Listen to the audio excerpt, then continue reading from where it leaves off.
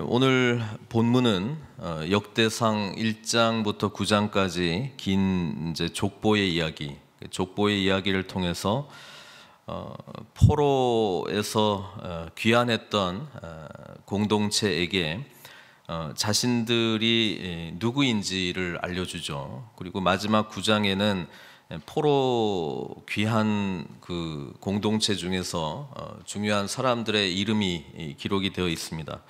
근데 이제 족보를 쭉 보면서 이 포로로 돌아왔던 이 공동체는 이런 거를 좀 생각했을 것 같아요.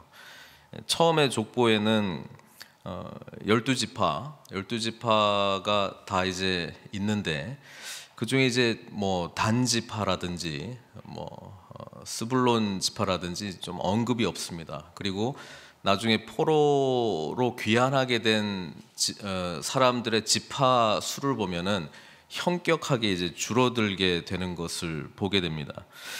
그러면서도 이게 하나님의 택함 받은 백성이지만 결국 죄로 말미암아 우리가 그 하나님의 은혜에서 이제 멀어질 수가 있구나. 완전히 그냥 이름 자체가 사라져버리는 그런 존재가 될 수 있구나. 그러니까 여기에 모인 우리는 이제 얼마나 은총을 많이 받은 자들인가, 그거를 이제 기억을 했을 겁니다.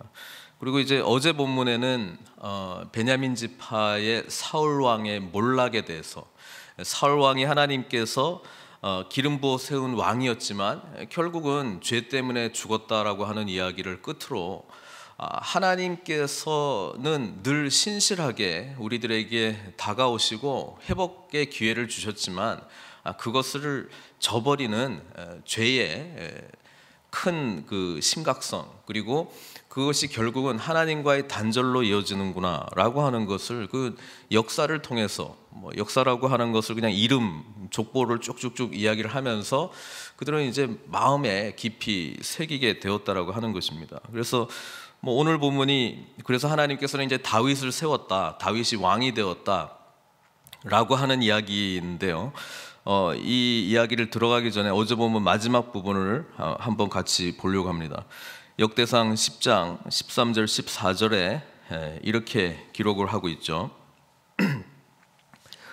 사울이 죽은 것은 여호와께 범죄하였기 때문이라. 그가 여호와의 말씀을 지키지 아니하고 또 신접한 자에게 가르치기를 청하고 여호와께 묻지 아니하였으므로 여호와께서 그를 죽이시고 그 나라를 이새의 아들 다윗에게 넘겨주셨더라.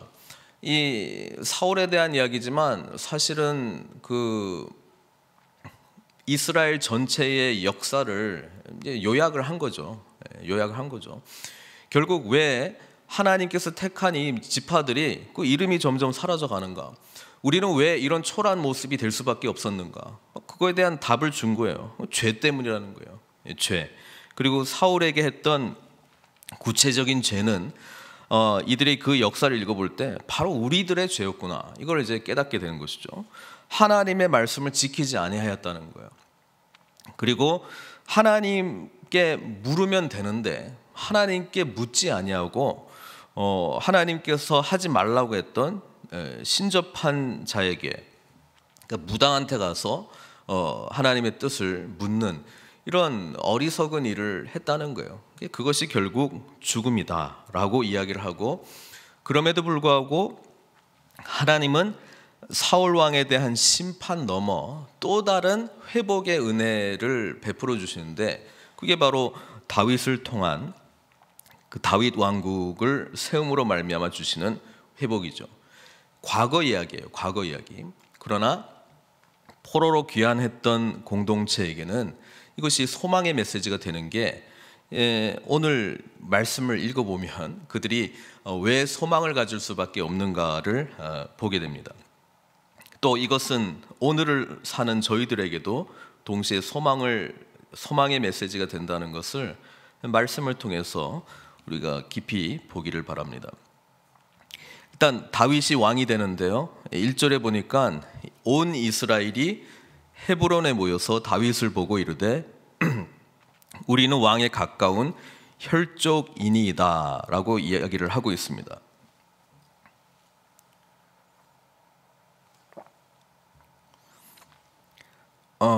그리고 그들이 모여서 이렇게 이야기합니다. 전에 곧 사울이 왕이 되었을 때에도 이스라엘을 거느리고 출입하게 한 자가 왕이시었고 왕의 하나님 여호와께서도 왕에게 말씀하시기를 내가 내 백성 이스라엘의 목자가 되며 내 백성 이스라엘의 주관자가 되리라 하셨나이다 하니라.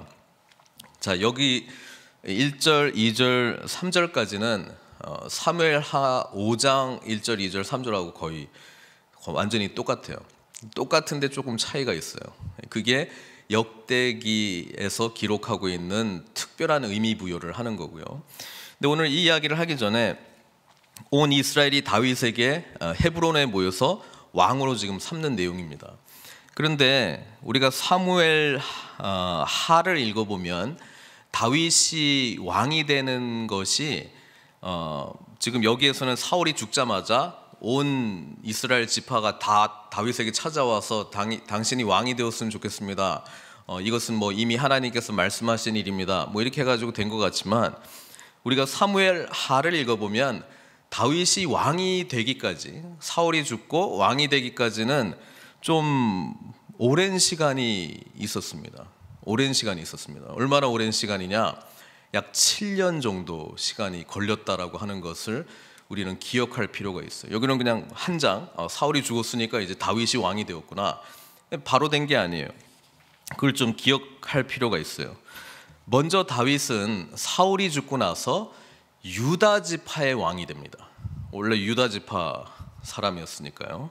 그래서 사무엘하 2장 1절에서 4절 보면 이제 사울 왕이 죽었어요. 사무엘하 1장에서는요.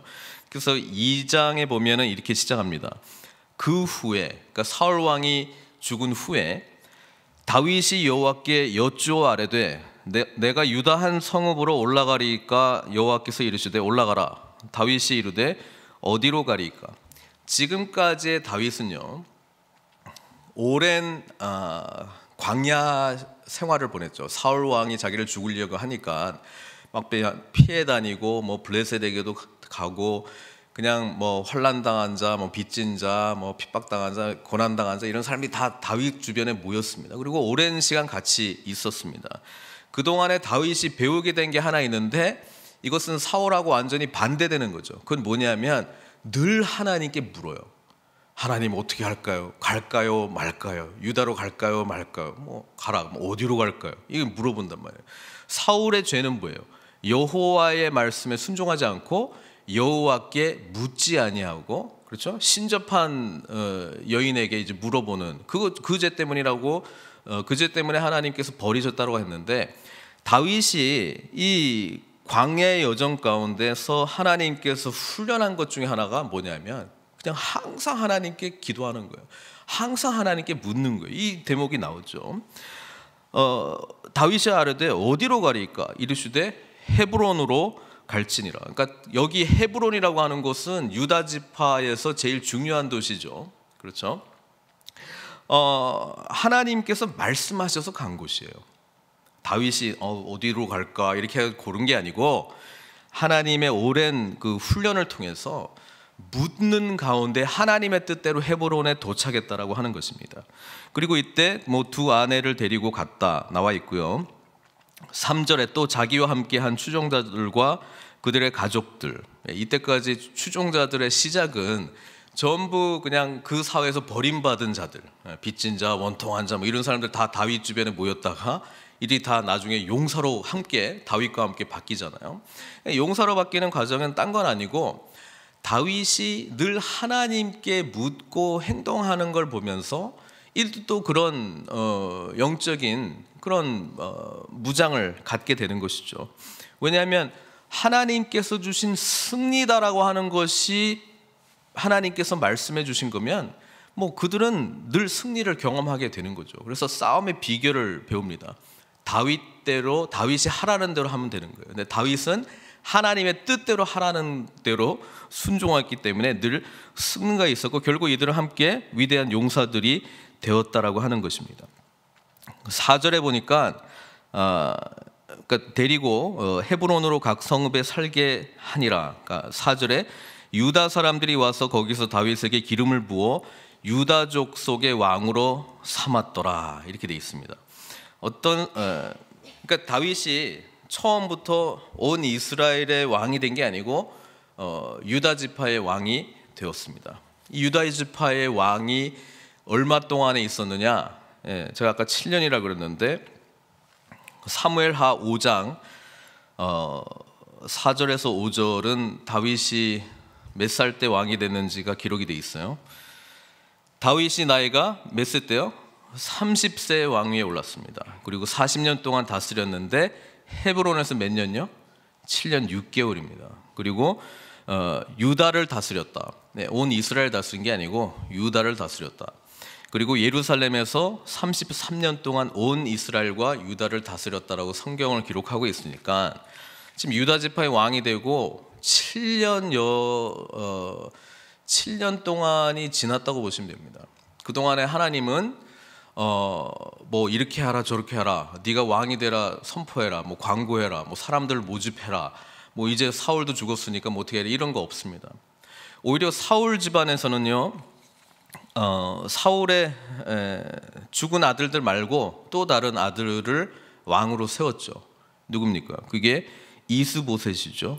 사무엘하 2장 8절 9절에 사울의 군사령관, 사울의 이제 사촌인데 아브넬이 이미 사울의 아들 이스보셋을 데리고 마하나임으로 건너가 길앗과 아술과 이스라엘과 에브라임과 베냐민과 온 이스라엘의 왕으로 삼았더라. 그러니까 이 나라가 유다 지파하고 나머지 지파하고 지금 갈린 거예요.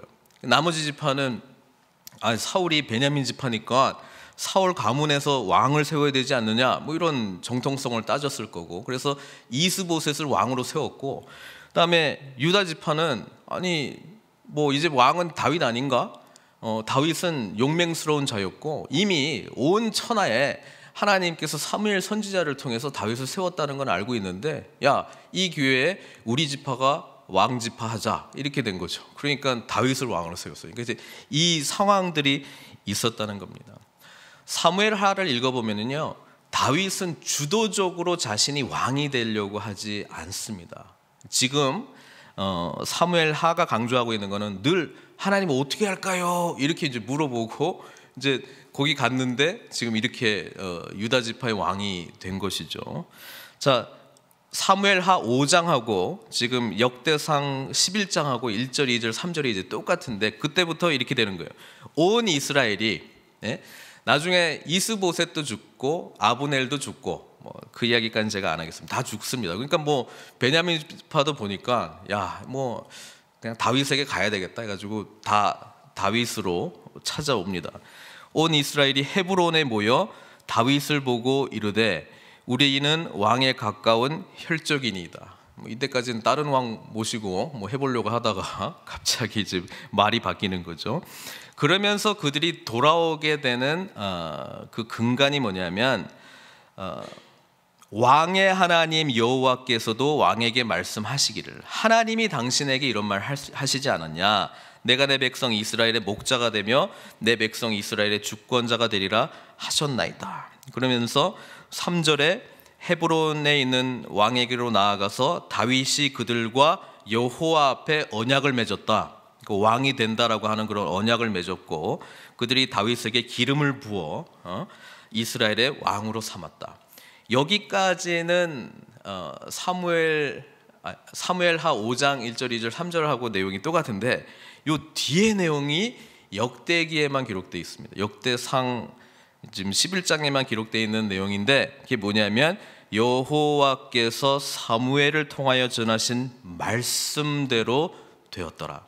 지금 이 역대기 기자는요, 무슨 이야기를 하고 싶냐면 항상 인간은 실패해도 하나님께서는 신실하시게 그분께서 말씀하신 대로 하시더라 라고 하는 것을 강조를 하고 있는 거예요. 그러니까 다윗이 왕이 된 것도 하나님이 이미 이전에 그렇게 하시겠다고 사무엘 선지자를 통해서 말씀하셨기 때문에 말씀대로 되었더라, 그거를 지금 강조를 하고 있습니다. 이 이야기가 포로로 귀환했던 공동체에게 왜 중요하냐면 하나님께서 하나님의 택한 백성들 그리고 다윗 왕에게 주신 그 다윗 언약이 있어요.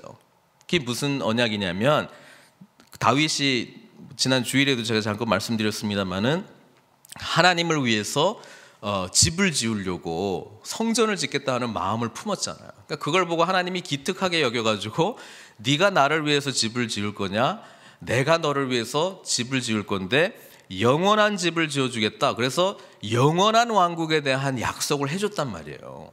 그러니까 이 옛날 이야기를 보면서 사무엘을 통하여 전하신 말씀대로 되었더라, 이걸 붙들고 다윗 왕에게도 영원한 하나님의 나라, 영원한 다윗 왕국에 대한 소망을 주시지 않았느냐, 약속을 주시지 않았느냐.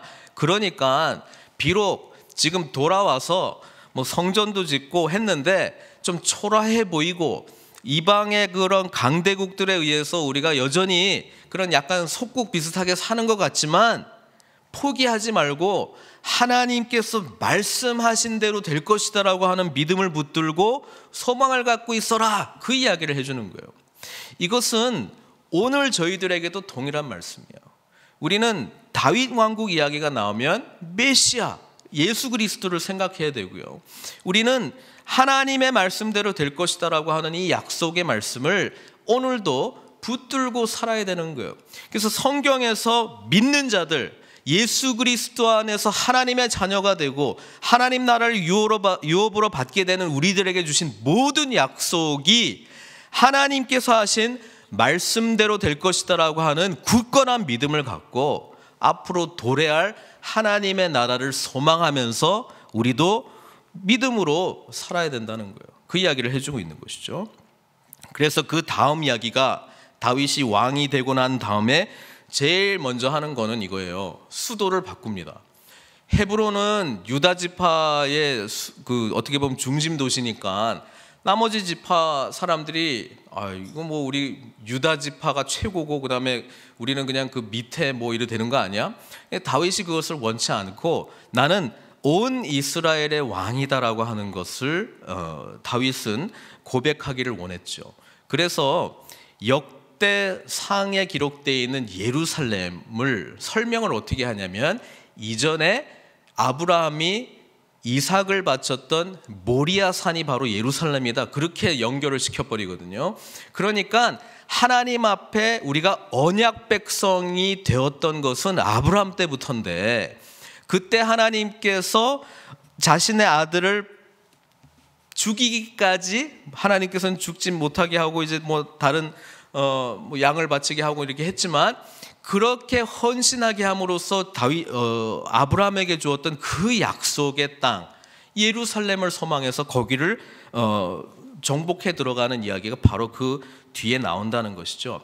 그게 예루살렘이 있는데 그냥 쳐들어가서 뭐 우리 뭐 다윗성이 되었다 이 이야기가 아니고 다윗이 뭘 붙들었냐 이거예요.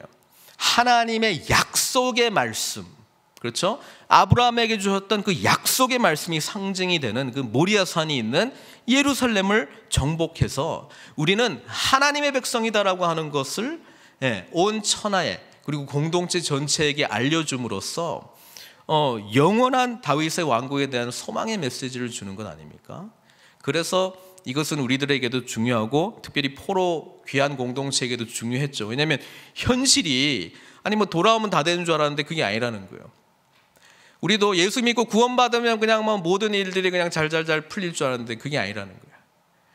우리에게 회복돼야 될 것이 있는데 하나님의 신실하신 언약의 말씀들을 붙들고 그것을 이 땅 가운데 이루어진 것을 선포하고 살아가는 믿음의 삶인 줄로 믿습니다.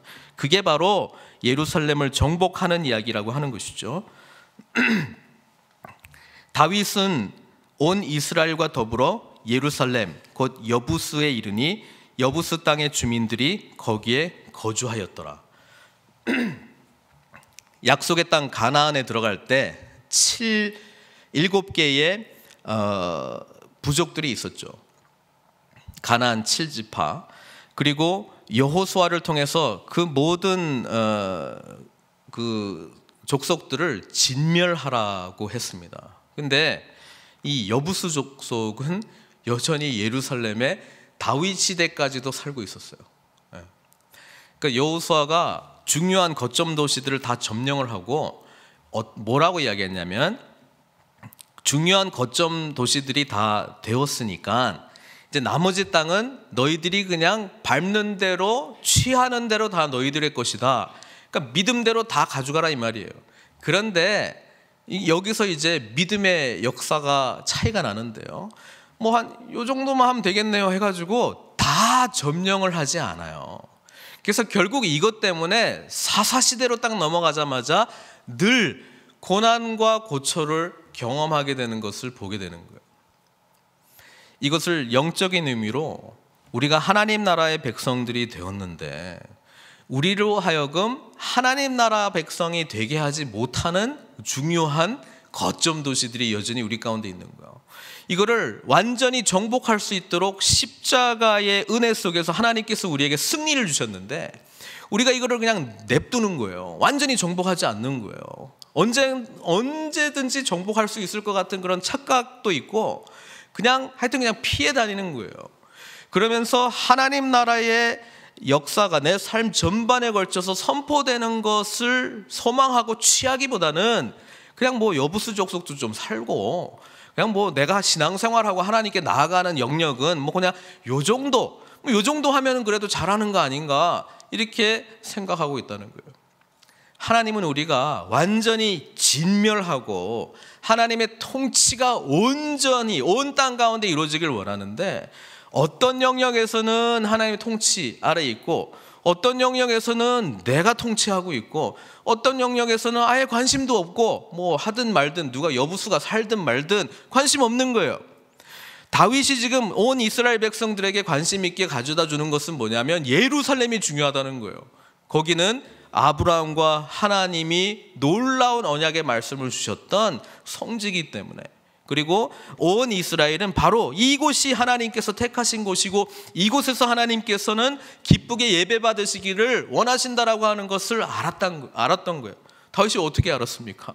이때까지 영성 훈련들을 통해서 늘 하나님께 묻는 훈련을 했단 말이에요. 다윗이 그냥 예루살렘 정복했을까요? 아닙니다.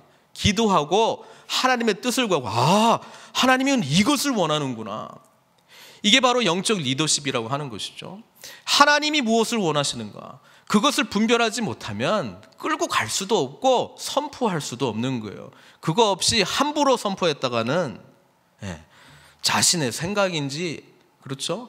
내가 보기에 내 속에는 옳은 대로는 좋아 보이는데 이것이 맞다 뭐 이렇게 하면서 뭐 자기 뜻을 관철하려고 하는 것으로 나아갑니다. 거기에 뭐 논리가 없겠어 있지요. 당연히 뭐 논리 없는 그런 뭐 말하는 게 어디 있습니까? 중요한 것은 하나님께서 분명하게 이것을 원하시는가에 대한 분명한 인식이고 여기서 영적 리더십이 나오는 거예요. 그러니까 신앙생활에서 제일 중요한 거는 하나님의 뜻이 어디 있는가 그거를 알고 말해줄 수 있는 공동체, 그게 바로 하나님께서 쓰시는 공동체예요. 다윗은 하나님이 원하셨던 것은 예루살렘이다. 근데 예루살렘을 이제 가보시면 이제 지대가 높은 곳에 있고 사실 그 성체 자체는 굉장히 난공불락이에요. 근데 그 주변이 뭐 살기 좋은 땅이냐 뭐 그런 건 아니에요. 그냥 이렇게 난공불락의 어떤 요새이고 어떻게 보면은 뭐 그 농경지라든지 뭐 이런 거를 생각해 보면 뭐 그렇게 뭐 매력 있는 곳은 아닙니다. 그러니까 여부수 족속들이 이때까지 살고 있었죠. 점령하기는 좀 어렵고 그렇다고 우리가 꼭 거기를 꼭 점령할 필요는 없을 것 같고 우리가 뭐 먹고 사는 데는 뭐 괜찮은 것 같고, 근데 하나님은 이곳을 원하셨다는 거예요. 이곳에서 예배 받으시기를 원하셨다는 거예요. 그래서 다윗이 온 이스라엘과 더불어 4절에 보니까 예루살렘 곧 여부수에 이르니, 다윗은 하나님의 뜻을 분별하고 이것은 하나님께서 원하시는 것이다 라고 하는 선포와 함께 온 공동체가 함께 갔다라고 하는 것입니다. 언제 하나님의 놀라운 역사가 나타나는가? 이 공동체 전체가 성령 안에서 한 마음으로 움직일 때 그때 놀라운 역사가 일어나는 거예요.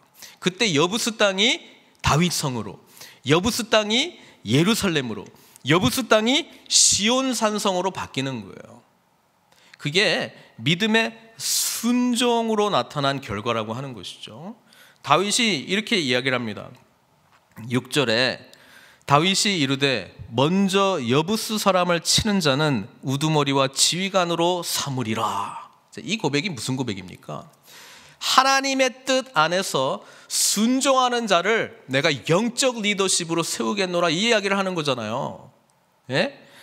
하나님의 뜻에 합한 자를 내가 영적 리더십으로 내가 세우겠다, 그렇게 선포하는 거잖아요.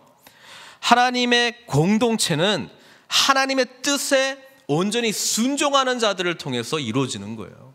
다른 것으로 말미암아 하나님의 공동체가 세워지지도 않을 뿐더러 하나님께서 기뻐하시고 하나님께서 원하시는 하나님 나라의 사업에 우리가 주님의 뜻을 분별하지 못하면 엉뚱한 데 가서 자리 터고 많은 일들을 하고 있으나 하나님 보시기에는 저거 하기를 원하는데 아무도 내게 묻는 이가 없네, 뭐 이렇게 이야기하는 거 아니겠습니까? 이스라엘 백성들이 약속의 땅 가나안 땅에 들어갔음에도 불구하고 하나님께서는 아무도 예루살렘을 정복하는 자를 발견하지를 못했던 거예요. 다 자기 지파 영역 안에서 자기에게 필요한 대로 정복하고, 뭐 저기까지 하는 건 너무 피곤해, 저기까지 꼭 해야 될까? 판단 기준을 자기의 상황과 여건에 의해서 판단을 내려버리고 아무도 하나님께 묻지 않고 끝까지 정복해야 될 것을 나아간 자가 없었다는 거예요. 그러니까 여호수아서에 아수돗, 가사, 가드 여기는 남았더라, 거기서 이제 블레셋이 나중에 자라나는 거 아니겠습니까? 우리가 보기에는 사소한 일일지 모르겠지만 영적인 판도에서는 완전히 하나님의 백성의 영적 판도를 뒤엎어버리는, 그래서 거룩한 제사장과 하나님의 거룩한 민족으로 살아가지 못하고 늘 그냥 그것 때문에 그냥 평생을 시달리는 사울왕이 블레셋하고 싸우다가 결국 죽은 거 아니에요.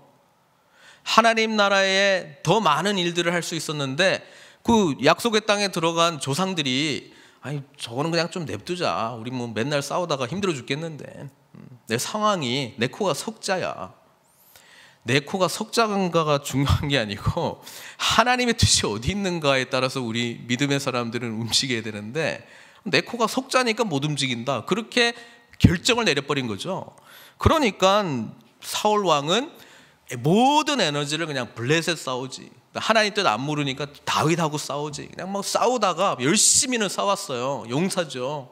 그러나 쓸데없는데 에너지 낭비하다가 결국은 죽었더라. 뭐 이게 사울 왕의 그냥 마지막 메시지 아닙니까? 다윗은 광야의 여정 가운데 있었던 자기 코가 석자예요. 그러나 하나님의 뜻을 구했어요. 여호와는 나의 목자시니 내게 부족함이 없으리로다. 가장 힘들 때 고백했던 시편들 아닙니까? 고난 가운데 하나님께 부르짖지 않았습니까?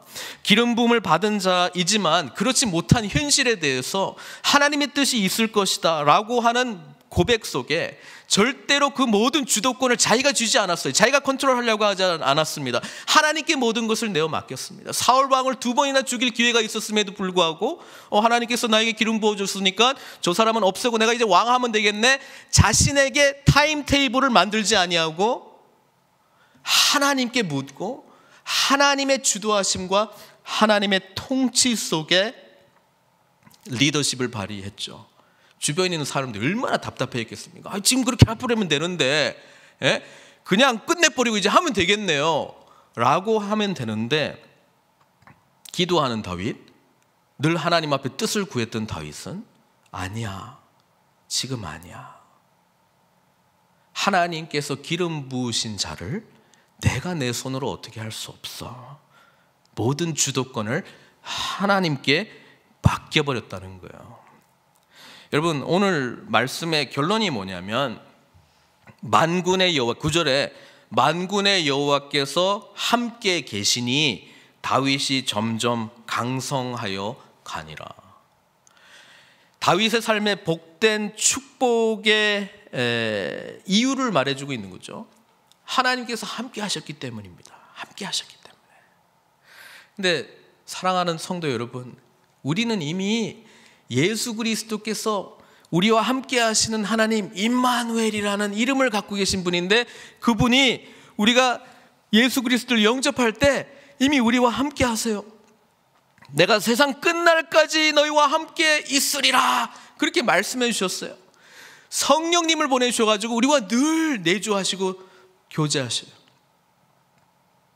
우리는 함께 해주십시오, 이런 기도를 해야 될 사람들이 아니고, 이미 나와 함께 하시는 예수님을 더욱더 믿을 수 있는 은혜를 베풀어 주십시오, 이 기도를 해야 되는 거예요. 이미 함께 하신다니까요. 함께 하고 계신 예수님을 믿지 못하는 것이 우리의 싸움이지 다른 게 아니라는 거예요. 함께 하시는 예수 그리스도, 그리고 우리 안에 그리스도의 영으로 역사하시는 성령님, 그분의 인도하심 가운데 순종하는 자에게 하나님이 다윗에게 주신 승리를 우리에게도 주시겠다라고 말씀하십니다. 성경은 다윗과 관련돼서 한 번도 싸움에서 진 적이 없다, 그렇게 평가를 하고 있습니다. 그 이유가 뭡니까? 하나님의 뜻대로 말씀하신 대로 믿음으로 순종했기 때문에 그런 것 아닙니까? 그래서 오늘 우리 요한 1서 5장 4절 말씀 붙들고 말씀도 맺고 기도도 같이 했으면 좋겠는데요. 무릇 하나님께로 난 자마다 세상을 이기느니라. 하나님께로 난 자마다, 거듭난 자마다, 우리잖아요. 세상을 이기는 승리는 이것이니 우리의 뭐라고요? 믿음이라고 말했습니다. 결국 내가 오늘 가지고 있는 하나님께 대한 믿음이 뭔가, 그거를 우리는 살펴봐야 되고요. 연약하다면 성령님의 도우심으로 나와 함께 하시는 주님이 보이도록, 나와 함께 하시는 예수님이 나의 주님이시다라고 하는 진정한 고백 속에서 내가 무릎 꿇도록, 그리고 이미 승리를 주셨어요. 승리를 누리지 못한 것에 대한 애통함으로 주님께 부르짖고 믿음으로 말미암아 주어지는 승리를 경험하시는 저와 여러분들 되시기를 주님의 이름으로 축원드립니다. 같이 좀 기도했으면 좋겠습니다.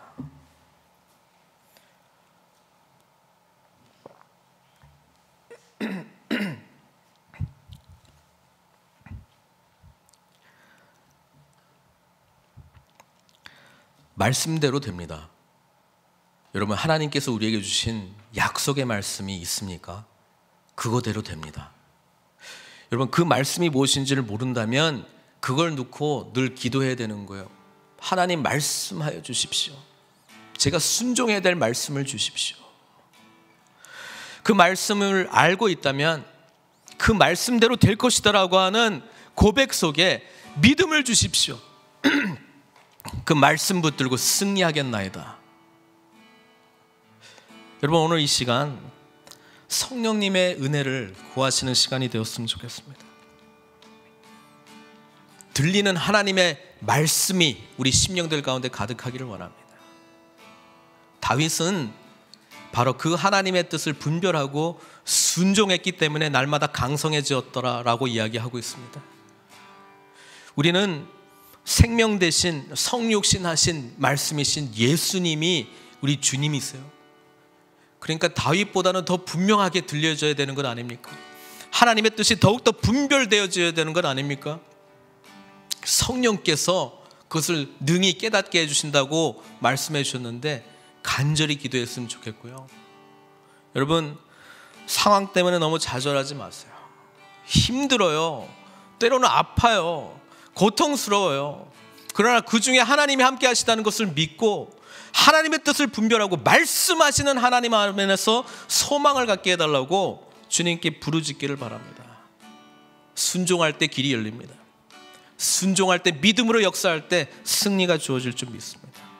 이 시간 우리 주여 한번 부르짖고 같이 기도하도록 하겠습니다. 주여!